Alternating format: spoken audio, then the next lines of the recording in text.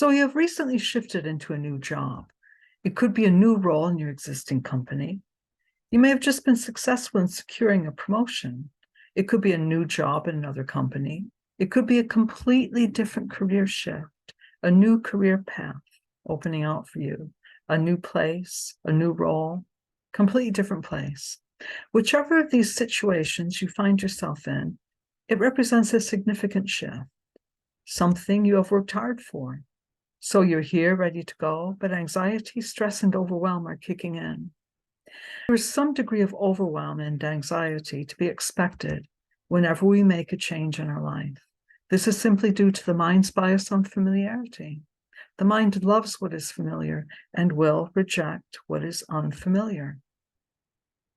So there will be some resistance to the new.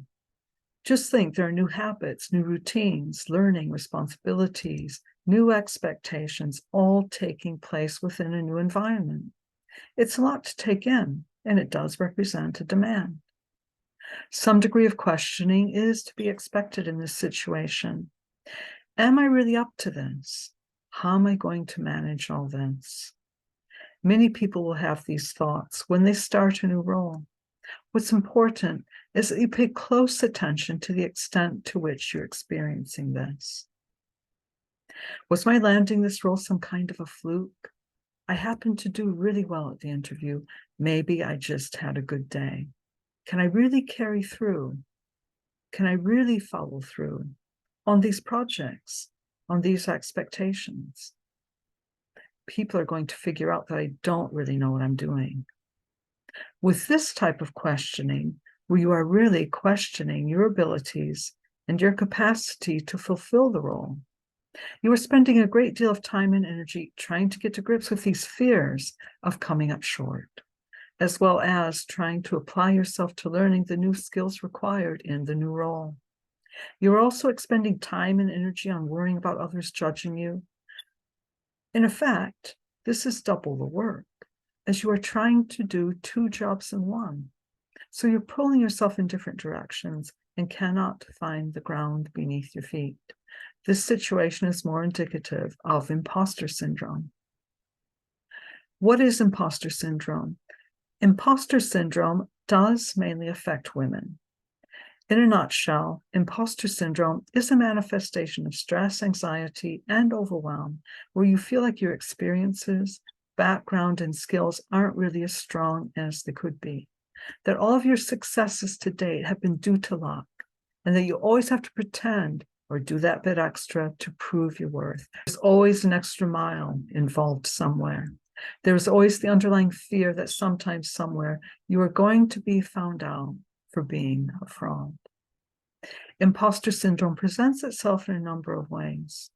You question your expertise and your abilities.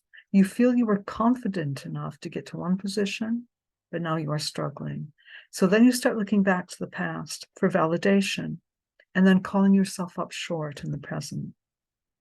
Fear of failure, chronic comparison with others and with yourself. With yourself in your previous role where you felt you had some degree of expertise, and now that seems to have vanished. Fear of making mistakes, distrust of your decisions. Have I made a mistake in taking up this role? A new position and a new environment will trigger unfamiliarity and feelings of vulnerability. These underlying insecurities will rise to the surface and disrupt your attempts to establish yourself in the new role. You may feel capable and confident one day and then riddled with self-doubt the next. It's mentally exhausting, but somehow self-perpetuating. Finding your golden mean to fit into a new role is enough in itself. When you are also expending time, energy, focus on scenarios, oh God, I've got to give that presentation tomorrow. Everyone will see that I really don't know enough. Or what if I blow this whole project? What if I mess this whole thing up? When you are in this state of mind, your ability to evaluate your true capacity is clouded by your thinking. More specifically, the feeling of your thinking. I want to say a little bit about this. I'm going to bring in a quotation here from Ali Campbell because I think it is so accurate and beautifully simple. We live in the feeling of our thinking. Think of how your thoughts are literally coloring in your perceptions at any one time, and then think about what habits, what patterns of thought would mold themselves around these perceptions. Whenever you catch yourself dropping into a spiral of unhelpful thoughts, fear, comparison, questioning your abilities, take a time out. Recognize that there are events or perceptions that can trigger a state where you feel anxious, where you feel out of your depth. When you focus on and locate the state rather than your perception and judgments of yourself in it, you can then ask yourself, what's really going on here? I am feeling anxious, stressed. Others are watching me and wondering what I am doing here, thinking I'm not up to a job. Recognize the state and the feeling, but also recognize that in that state, it's unlikely the brain is going to come up with anything that can really help you. The next time you find yourself in this state, stop, take a time out, and acknowledge the feeling. The key is to not plug your brain into the feeling. So in other words, keep your thoughts unplugged from the socket of the feeling. Allow the feeling its due, then ask yourself, how much of what I am thinking right now is true? How can you get to the next level where you understand the habits of mind, patterns of thought that generate these feelings? How can you get to the root cause of the thought patterns that generate imposter syndrome? By learning to work with your subconscious mind. I work with hypnosis to help my clients to understand their inner dialogue and how this can work for or against them. Hypnosis works on a vertical axis to bring about permanent, positive change. Please feel free to check out the other resources below that are here to help you with issues centered around anxiety, stress, and overwhelm. I work with clients one-to-one in my Reset Transformation program.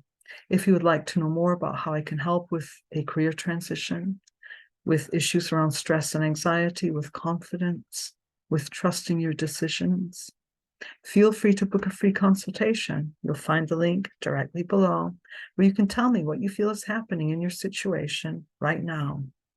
And I can tell you if I think this program is a good fit for you.